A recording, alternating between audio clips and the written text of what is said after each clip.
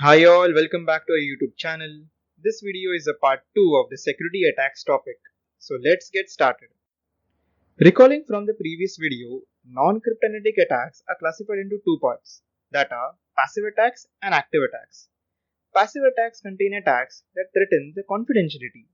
In this video, we will cover the following passive attacks, which are snooping and traffic analysis. So let's dive deeper into this. Let's start with snooping. The general meaning of snooping is to secretly sneak or peek into something. In cryptography, snooping means unauthorized access to data. To understand better, let's call a Alice, Bob, and Oscar example back. Here, Oscar, as we know, doesn't have the authority to access the data. However, since the channel is a public channel, when Alice sends a message to Bob, Oscar also gets access to the message and can read its content, thereby threatening the confidentiality security goal. In order to prevent snooping, we must encipher it using encipherment techniques. Encipher is a term that is often interchangeably used with encryption, so both mean the same. So to avoid snooping on the data, Alice must encrypt the message using a strong encryption algorithm and then send the message to Bob. In this case too, Oscar will be able to access it, but since it is unintelligible ciphertext, he won't be able to understand it. And in the case of Bob, since he has a secret key, he will use it to decipher the message and read its content, thus preserving the confidentiality of the message. So that was all about snooping attack. Let's go to the next attack, which is traffic analysis. In traffic analysis attack, the attacker obtains information by monitoring online traffic. He collects a pair of requests and responses to guess the plain text. Let's call a graphics to understand this. So in order to save the message from snooping attack, Alice encrypts the message and sends it to Bob.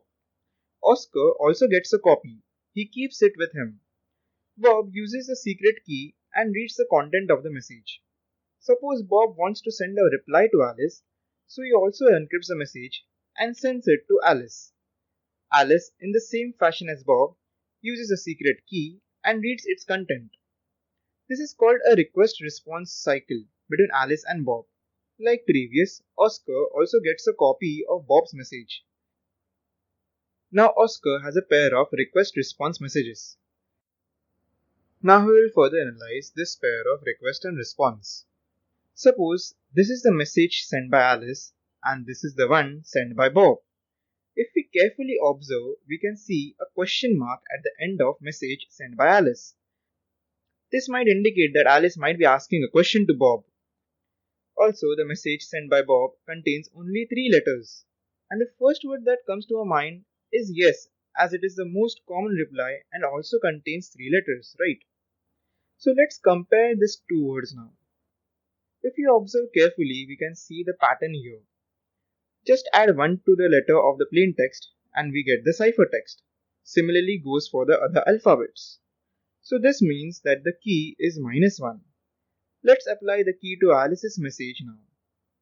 So applying the same rule, Oscar got the message sent by Alice, which is the work done? So Oscar now knows both the messages and also the secret key. This means that until Alice and Bob change the secret key, Oscar can read their messages without any hassle. So what should we learn from this? First is to avoid using special characters in the messages, as this was the first loophole that Oscar used to interpret that the message was a question. Second, since the message sent by Bob was so short, it was easy to apply a brute force approach to decrypt, so use longer text. Add some redundant words to the messages to make it big.